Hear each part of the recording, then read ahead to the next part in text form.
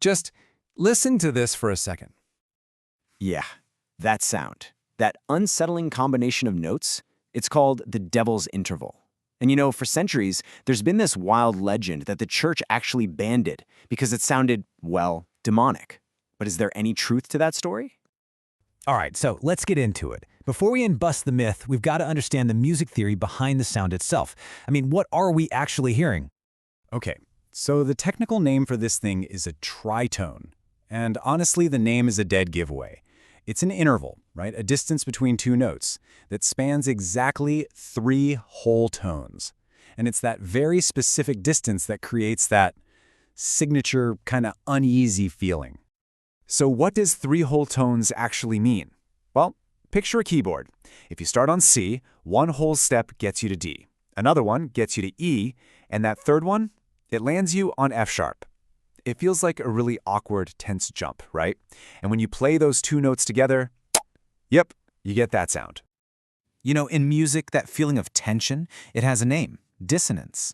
It's basically an unstable combo of notes that just feels unfinished, like it needs to go somewhere else to resolve. And get this, the tritone is one of the most dissonant, most unstable intervals in all of Western music. Here, just for contrast, listen to this nice, stable, consonant interval. And now, back to our tritone. You can totally feel the difference, right? Okay, so this deeply unsettling sound, it didn't take long for it to earn a pretty notorious nickname back in the medieval era. And that nickname, well, that's what takes us right to the heart of this whole legend. Yeah, early music theorists literally called it Diabolus in Musica. That's Latin for the devil in music. Come on, with a name like that, it's pretty easy to see how stories about this forbidden, evil sound started spreading like wildfire, right? The name itself just screams, stay away. So this brings us back to the big question. Did the church actually put out a formal ban on this interval? Were they punishing people who dared to use it? Okay, and here's where the story gets really interesting. That whole legend of a formal fire and brimstone ban from the church, it's a myth. The reality is actually a bit more complicated. See, there's just no historical record of any official ban. Instead, composers and musicians just kind of avoided it on their own. And if you think about it, it makes perfect sense. Early church music was all about creating this feeling of pure, divine harmony. Stability. The tritone was the exact opposite of that. It was unsettling, it was super difficult for choirs to sing in tune, and it was a nightmare to resolve gracefully within the super strict rules of composition they had back then. So it wasn't seen as a moral failure, it was a musical one. It was basically like a grammatical error in the middle of a prayer.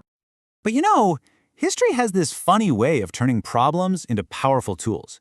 And that thing that was once avoided for being so unstable, well, it eventually became incredibly useful for that exact same reason. Yeah, composers started to realize that this unsettling quality was actually perfect for telling stories. Think about it. If you want your audience to feel tension or fear or even a sense of dark magic, the devil's interval is the perfect tool for the job. You hear it constantly in film scores, especially in horror movies. The second you hear that sound, you're immediately on edge. It's like a signal to your brain that something is just wrong, that danger is right around the corner. It is literally the sound of suspense. And that rebellious streak, it found its ultimate home in rock and roll. So picture this, it's 1970. The band Black Sabbath uses a tritone as the absolute foundation for the main riff of their self-titled song. And that riff, well, you could argue it launched the entire genre of heavy metal. The guitarist, Tony Iommi, even said he was just trying to make something that sounded as scary as a horror film. And that one single riff, built directly on the Diabolus and Musica, went on to define the dark, powerful, and rebellious sound of a whole new musical movement. Pretty amazing. It's honestly amazing how just 2 notes can have such a powerful, almost physical effect on us. Which makes me curious, what song gives you the chills every single time you hear it? Drop it in the comments below, I'd love to see. So, when you look at the whole story, the tritone was never really evil, was it? It was just emotionally complex. A sound that was just waiting for the right moment in history to finally be understood and unleashed. Its journey is just fascinating when you lay it all out. It starts out with this crazy nickname, the devil in music. Then it gets avoided just because it's musically awkward. Later on, it's totally embraced by composers to create drama, and finally, it becomes this massive symbol of power and rebellion in modern music. And really, that's the key takeaway here. The tritone's power doesn't come from some spooky, mythical band from the church. No, its power comes from its own unique, built-in ability to create tension and tap right into our deepest emotions.